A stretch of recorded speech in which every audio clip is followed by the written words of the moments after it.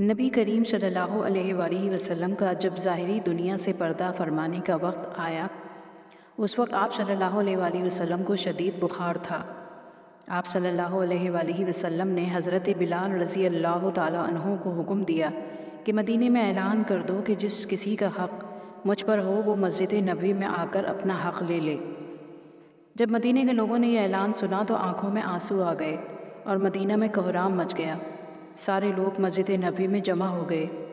صحابہ کرام کی آنکھوں میں آنسو تھے، دل بے چین و بے قرار تھا۔ نبی کریم صلی اللہ علیہ وآلہ وسلم آئے۔ آپ کو اس قدر تیز بخار تھا کہ آپ صلی اللہ علیہ وآلہ وسلم کا چہرہ مبارک سرخ ہوا جا رہا تھا۔ نبی صلی اللہ علیہ وآلہ وسلم نے فرمایا، اے میرے ساتھیوں، تمہارا اگر کوئی حق مجھ پر باقی ہو تو مجھ سے آج ہی لے لو۔ میں نہیں چاہتا کہ میں اپنے رب سے قیامت میں اس حال میں ملوں کہ کسی شخص کا حق مجھ پر باقی ہو۔ یہ سن کر صحابہ کرام کا دل تڑپ اٹھا۔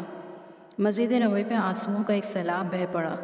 صحابہ رو رہے تھے لیکن زبان خاموش تھی کہ اب ہمارے آقا ہمارا ساتھ چھوڑ کر جا رہے ہیں۔ اپنے اصحاب کی یہ حالت دیکھ کر آپ صلی اللہ علیہ وآلہ وسلم نے فرمایا، اے لوگو، ہر جاندار کو موت کا مزہ چکھنا ہے۔ میں جس مقصد کے تحت اس دنیا میں آیا تھا وہ پورا ہو گیا۔ ہم لوگ کل قیامت میں ملیں گے۔ ایک صحابی کھڑے ہوئے، روایتوں میں ان کا نام عکاشہ آتا ہے۔ عرض کیا، یا رسول اللہ صلی اللہ علیہ وآلہ وسلم، میرا حق آپ پر باقی ہے۔ آپ جب جنگ احد کے لیے تشریف لے جا رہے تھے تو آپ کا کوڑا میری پیٹھ پر لگ گیا تھا، میں اس کا بدلہ چاہتا ہوں۔ یہ سن کر حضرت عمر رضی اللہ عنہ کھڑے ہو گئے اور کہا، کیا تم نبی کریم صلی اللہ علیہ وآلہ وسلم سے بدلہ لوگے؟ کیا تم دیکھتے نہیں کہ آپ بیمار ہیں؟ نبی صلی اللہ علیہ وآلہ وسلم سے بدلہ نہ لو۔ یہ سن کر آپ صلی اللہ علیہ وآلہ وسلم نے فرمایا، اے عمر، اسے بدلہ لینے دو، اس کا حق ہے۔ اگر میں نے اس کا حق ادا نہ کیا تو اللہ کی بارگاہ میں کیا منہ دکھاؤں گا؟ اس لیے مجھے اس کا حق ادا کرنے دو۔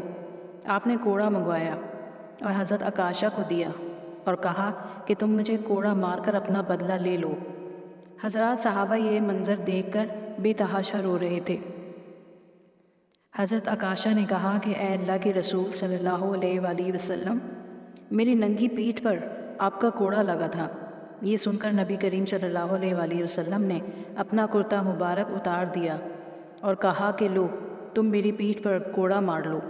حضرت عکاشہ نے جب حضور صلی اللہ علیہ وآلہ وسلم کی پیٹھ مبارک کو دیکھا تو کوڑا چھوڑ کر جلدی سے آپ کی پیٹھ کو چوم لیا اور کہا، یا رسول اللہ صلی اللہ علیہ وآلہ وسلم، فدا کا ابی و امی، میری کیا مجال کہ میں آپ کو کوڑا ماروں۔ میں تو یہ چاہتا تھا کہ آپ صلی اللہ علیہ وآلہ وسلم کی مبارک پیٹھ پر لگی مہر نبوت کو چوم کر جنت کا حقدار بن جاؤں۔